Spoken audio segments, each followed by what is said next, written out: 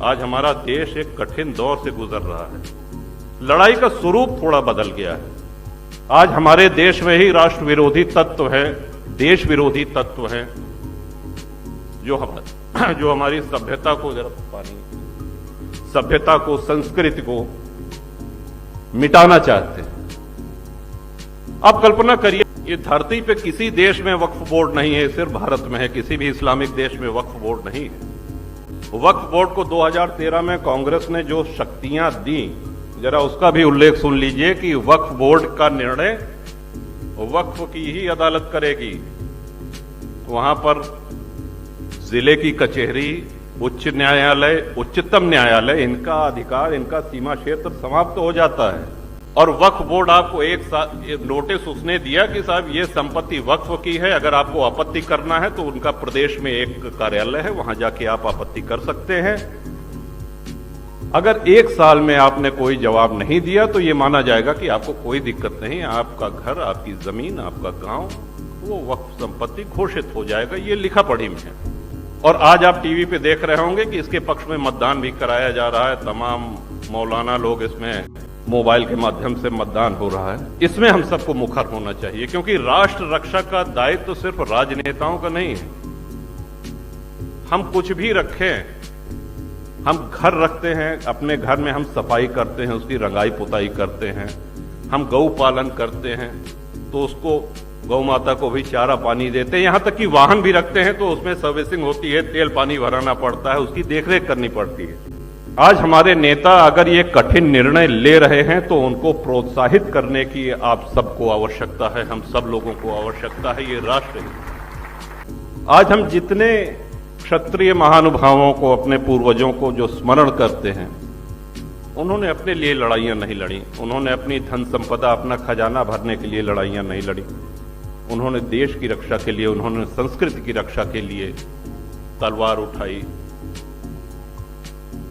उन्होंने ये भी ध्यान नहीं दिया कि हमारी सेना कितनी है और सामने से आक्रमणकारियों की सेना कितनी है। विश्व के किसी सभ्यता में, किसी इतिहास में माताओं का जौहर जैसा पराक्रमी उदाहरण दूसरा कहीं नहीं मिलेगा। आप कल्पना करिए क्या माहौल रहा होगा, एक साथ 16,000 रानियां, 16,000 माताएं अग्निकुंड में कूद करके।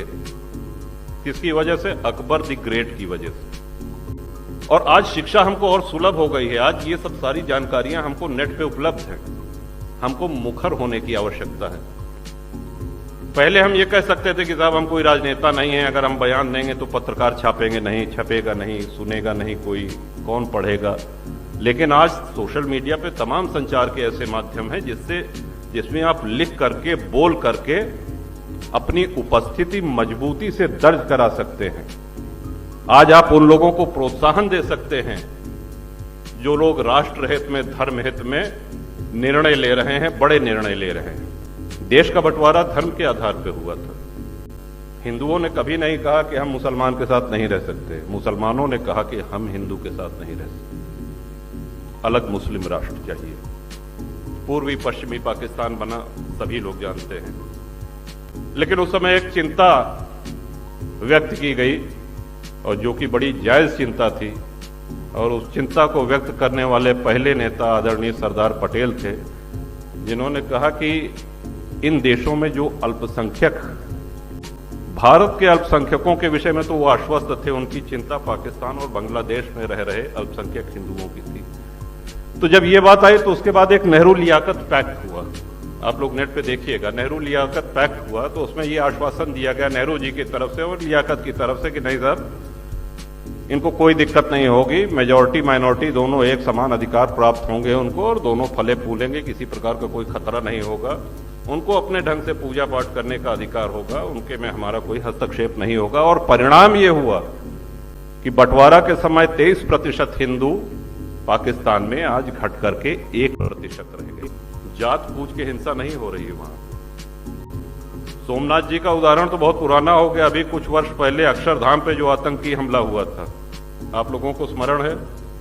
और नया उदाहरण दें, अभी 4 दिन पहले गणपति के पंडाल पे, सूरत पे जो पत्थरबाजी हुई, हमने किसकी भावनाएं आहत की थी? हमने किसका अपमान किया था? हम अपने देव की आराधना कर रहे थे। इस बात पे पत्थरबाजी। वैष्णव देवी दर्शन करने भक्त जा रहे थे, जिस दिन आदरणीय मोदी जी तीसरी बार शपथ ले रहे थे प्रधानमंत्री की, तीर्थयात्रियों के बस पे आतंकियों ने अंधाधुंध गोलियां चलाई, कई श्रद्धालु मारे गए, उनको जात पूछ के नहीं मारा गया। उनके लिए भारत का विध्वंस ये एजेंडा है। और हमारा एक निवेदन, हमारी एक बात बिल्कुल समझ लीजिए कि हमसे ज्यादा सेक्युलर कोई हो ही नहीं सकता।